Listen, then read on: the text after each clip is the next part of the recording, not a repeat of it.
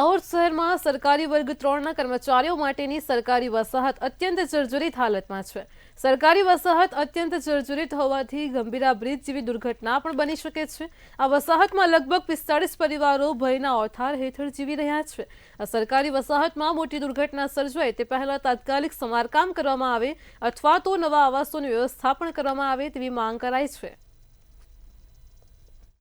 અમે છેલ્લા 18-19 વર્ષથી ગવર્મેન્ટ કોલોનીમાં રહીએ છીએ અને છેલ્લા 5-7 વર્ષથી હરેક બિલ્ડિંગમાં એટલી ખરાબ પરિસ્થિતિ થઈ ગઈ છે ને કે બધી જ બિલ્ડિંગો જર્જરી હાલતમાં થઈ ગઈ છે।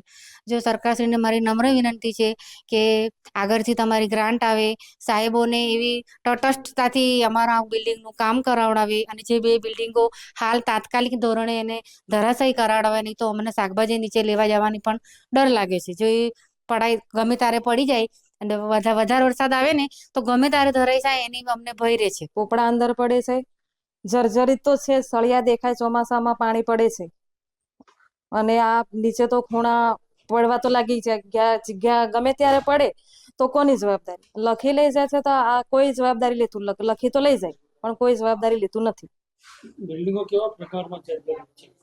ઉપર પોપડા બી પડે છે અને સળિયા દેખાય, પાણીની કોઈ વ્યવસ્થા એવી બધી નથી અને પોપડા બી પડે છે। 40 થી 45 પરિવારજનો રહે છે અને જે આ આરએમબી વાળા મકાનો ખાલી કરાયા હતા એ જર્જરિત કરીને નોટિસો મારી હતી, તો એમાંથી 2-3 બિલ્ડિંગ તો નોટિસો ઉખડી બી ગઈ છે અને એ બિલ્ડિંગ તો પડવા બી કરે છે અને બખોલા અને એ પડી ગયા છે। તો આ બિલ્ડિંગની અંદર તો આજુબાજુ છોરા રમે તો તૂટી જાય એની જવાબદારી આરએમબી વાળા લેશે એવી અમારી માંગણી છે। અને આ સફાઈ ને લાઇટનું ને એવું બધું છે માંગણી અમારી। તો દાહોદમાં અલગ અલગ જે સરકારી વિભાગ છે તેમાં સરકારી કર્મચારીઓ પોતાની ડ્યુટી ફરજ નિભાવે છે અને તેમના વસવાટ માટે અહીંયા ગવર્મેન્ટ કોલોની છે તે તૈયાર કરવામાં આવી હતી। વર્ષો જૂની આ ગવર્મેન્ટ કોલોની છે। આપ જોઈ શકો છો આ દાહોદની જે ગવર્મેન્ટ કોલોની છે તેમાં બ્લોક અલગ અલગ આવેલા છે।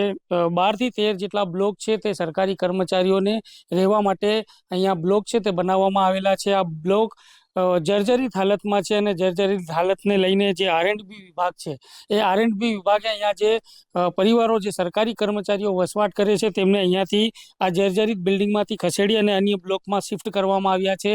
ત્યારે આરએન્ડબી વિભાગ દ્વારા આ જર્જરિત બિલ્ડિંગોને ભયજનક બિલ્ડિંગ તરીકે જાહેર કરવામાં આવેલી છે। અહીંયા તમે જોઈ શકો છો આ જર્જરિત બિલ્ડિંગમાં જાહેર સૂચનાનો જે બોર્ડ છે તે પણ અહીંયા મારવામાં આવેલો છે, તેમાં લખવામાં આવ્યું છે આ મકાન જર્જરિત હોય તેનો ઉપયોગ બંધ કરવામાં આવ્યો છે, કોઈએ પણ આ મકાનમાં પ્રવેશ કરવો નહીં તેવી સ્પષ્ટ સૂચના મારવામાં આવી છે।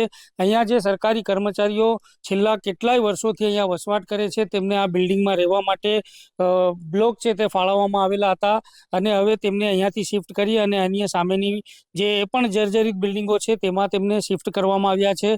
અને જે આરએન્ડબી વિભાગ છે તેમના અધિકારીઓ દ્વારા અહીંયા કોઈ પણ પ્રકારની કાળજી લેવામાં નથી આવતી। સરકારી કર્મચારીઓ છે તેમના નાના બાળકો સાથે, તેમના પરિવાર સાથે અહીંયા ભયના ઓથા હેઠળ જીવન નિર્વાહ કરી રહ્યા છે। એક બાજુ ગુજરાતના પાદરામ અને વડોદરાને જોડતો જે આણંદને જોડતો જે ગંભીરા બ્રિજ છે તે ગંભીરા બ્રિજ દુર્ઘટના બાદ આરએન્ડબી વિભાગ હજુ પણ ઘોર નિંદ્રામાં છે અને તેને લઈને અહીંયા જે દાહોદમાં કોઈ મોટી દુર્ઘટના બને તેની રાહ જોઈને બેઠું છે।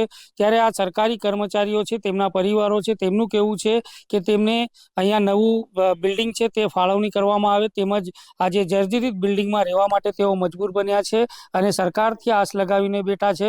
આરએન્ડબી વિભાગના અધિકારીઓ દ્વારા જે તેમને જર્જરિત બિલ્ડિંગો જ ફાળવવામાં આવી છે તેને લઈને અહીંયા તેઓ સરકાર પાસે અન્ય બિલ્ડિંગની અને અન્ય મકાનોની જે માંગ છે તે કરી રહ્યા છે અને સલામતીના જે પગલાં છે તે આરએન્ડબી વિભાગ દ્વારા લેવામાં આવે અને અહીંયાના જે સરકારી કર્મચારીઓ છે તેમના પરિવારોને બચાવવામાં આવે તેવી માંગણી તેઓ દ્વારા કરવામાં આવી છે અને હાલ તેઓ આ જર્જરિત બિલ્ડિંગમાં રહેવા માટે મજબૂર બન્યા છે। નઈમ મુંડા, મંતવ્ય ન્યૂઝ, દાહોદ।